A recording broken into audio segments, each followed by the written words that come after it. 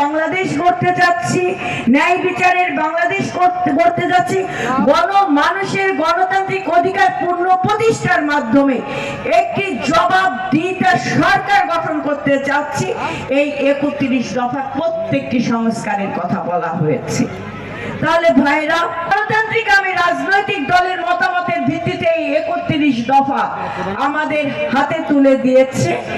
এই 31 দফা আমরা যেন তরুণ সমাজের কাছে নিয়ে যাই, মেহনতি মানুষের কাছে নিয়ে যাই, গ্রাম পর্যায়ে, ওয়ার্ড পর্যায়ে, পাড়া মহল্লা, প্রত্যেকটি পরিবারে, প্রত্যেকটি নারী পুরুষ এবং তরুণ সমাজের হাতে আমরা তুলে দিতে চাই। এবং সেখানে আপনারা আপনাদের এই 31 দফা শুধু শ্রবণ করে না কিংবা জানি না এইভাবে নয়, আপনারা এটা পড়েন, কারণ এই 31 দফা গঠন করতে প্রায় 3 থেকে 4 মাস লেগেছে। আর ওটা পড়তে বুঝতে অন্তত আপনাদেরকে 5 থেকে 4 দিন লাগবে।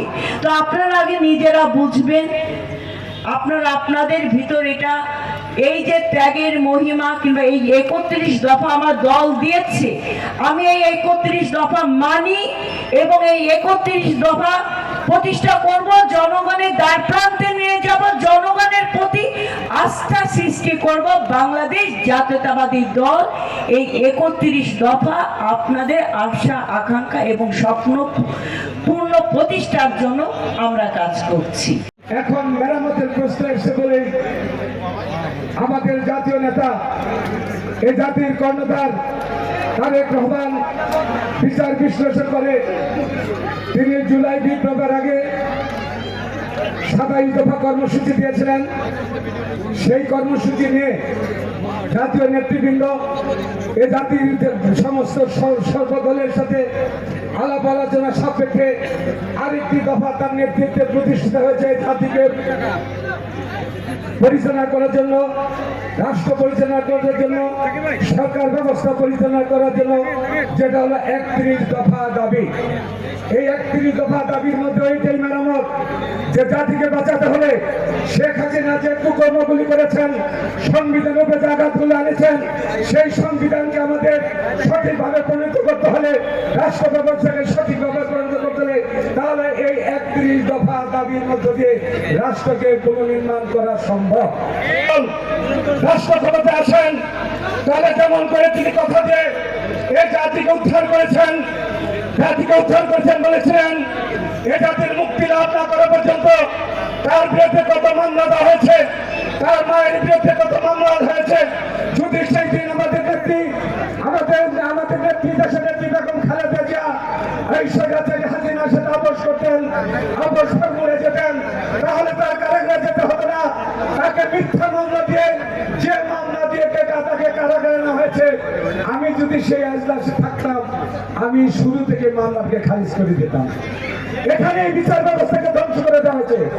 এমন বিচারক সেই দিন আদালতে ছিল যারা সম্পূর্ণ ছাত্রলীগ অর্থাৎ শেখ হাসিনা পুষ্যপুত্রদেরকে বিভিন্ন জায়গায় বসে ক্ষমতার দেশের সংবিধানকে ক্ষত বিক্ষত করা হয়েছে, বিচার ব্যবস্থাকে ধ্বংস করে দিয়ে যাওয়া হয়েছে বলে অবৈধভাবে দেশের নেত্রী বেগম খালেদা জিয়ার বিরুদ্ধে মামলা দেওয়া হলো।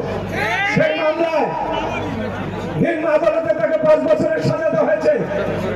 আমরা হাইকোর্টে গেলাম, আমাদের ধারণা ছিল ওই হাইকোর্ট হয়তোবা তাদের বিচার ব্যবস্থা এখনো হয়তোবা বেঁচে থাকতে পারে, একটি আইনজীবীর একটি বিচারক থাকতে। আমরা দেখলাম ওই হাইকোর্টে আমরা যখন উচ্চ আদালতে যখন আমরা দেশের নেত্রী বেগম খালেদা জিয়ার জন্য, তার মিথ্যা রায়ের জন্য আমরা গেলাম, সেই উচ্চ আদালত থেকে তাকে 10 বছরের সাজা দেওয়া হলো।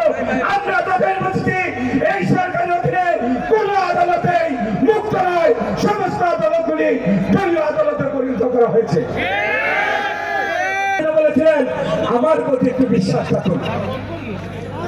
আমাদের ধারণা ছিল মানুষের পরিবর্তন হতে পারে, মনের পরিবর্তন, মতের পরিবর্তন হতে পারে।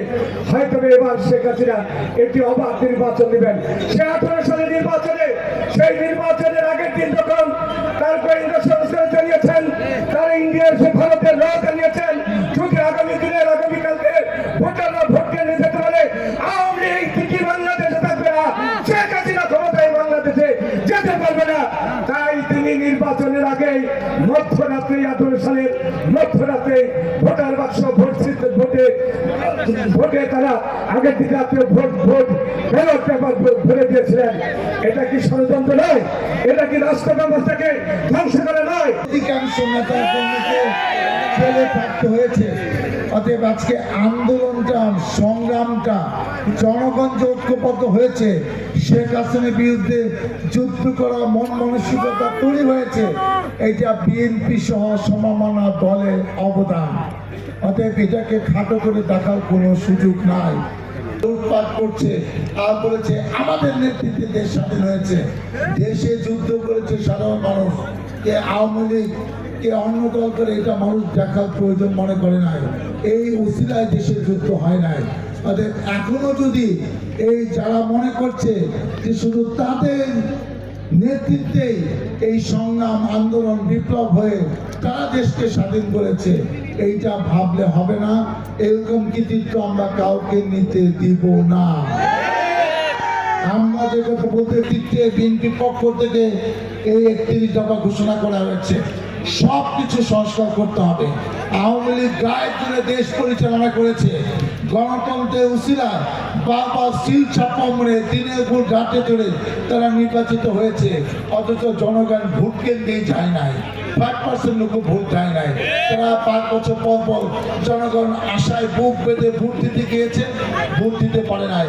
তারা আবার 5 বছর পর দায়িত্ব পেয়েছে যে আমরাই ভোটে নির্বাচিত হয়েছি, আমরাই দেশ পরিচালনা করব। কিন্তু সত্যিকারের গণতন্ত্র এইভাবে হয় না। সত্যিকারের ভোট হলে তারা কোনোদিনই ক্ষমতায় আসতে পারতো না।